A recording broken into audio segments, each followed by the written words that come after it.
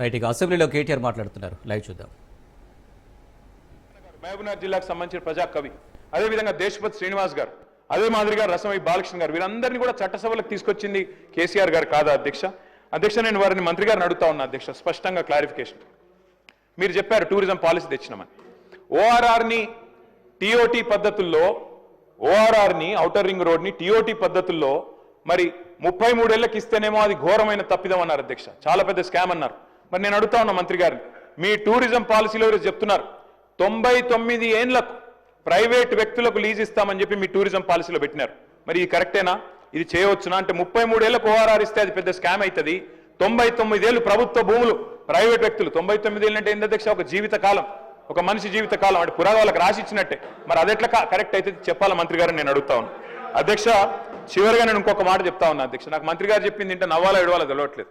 ఒకవైపు రాష్ట్రంలో 480 మంది రైతులు ఆత్మహత్య చేసుకున్నారు, పంటలు ఎండిపోయి ఏడుస్తా ఉన్నారు. ఇది పీక్ సమ్మర్, నీళ్లు లేవు, తాగునీళ్లు లేక గొంతెండి ఏడుస్తా ఉన్నారు.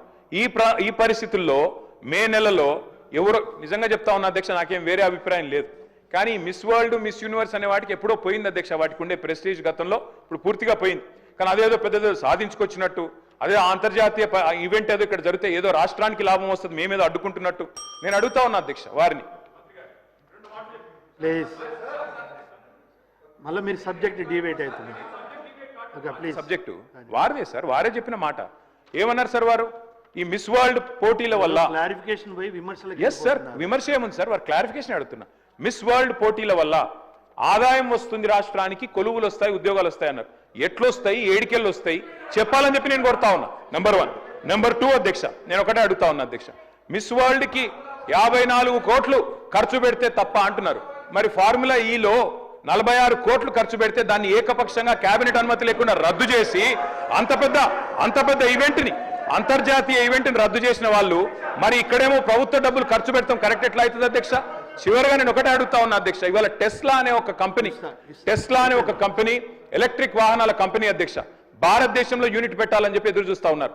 ఫార్ములా ఈ రద్దు చేసి అప్రతిష్టను మూతగట్టుకొని ఇవాళ 700 కోట్లు మొదటి రేస్తో వస్తే రాష్ట్ర ప్రభుత్వానికి ఆదాయం, ఆ ఈవెంట్ను మూర్ఖంగా రద్దు చేయడమే కాకుండా ఇంకా మళ్ళీ ఈరోజు ఇంకో ఈవెంట్కు 56 కోట్లు ఖర్చు పెడుతున్నాం, తప్పెట్లయిద్దని మంత్రి గారు అంటే నేను అడుగుతా ఉన్నా అధ్యక్ష, ఇది మీ డబుల్ స్టాండర్డ్స్ కాదా? ఇది హిపోక్రసీ కాదా? ఫార్ములా ఈ వల్ల మేము ఆశించింది ఏంటి అధ్యక్ష? తెలంగాణ మొబిలిటీ వ్యాలీ, మీ దివిటిపల్లిలో అమర్ రాజా బ్యాటరీస్ తెచ్చాం అధ్యక్ష. ఎన్కాతలలో స్పీకర్ గారి నియోజకవర్గంలో 1200 ఎకరాల్లో అక్కడ మొబిలిటీ వ్యాలీ పెడుతున్నాం.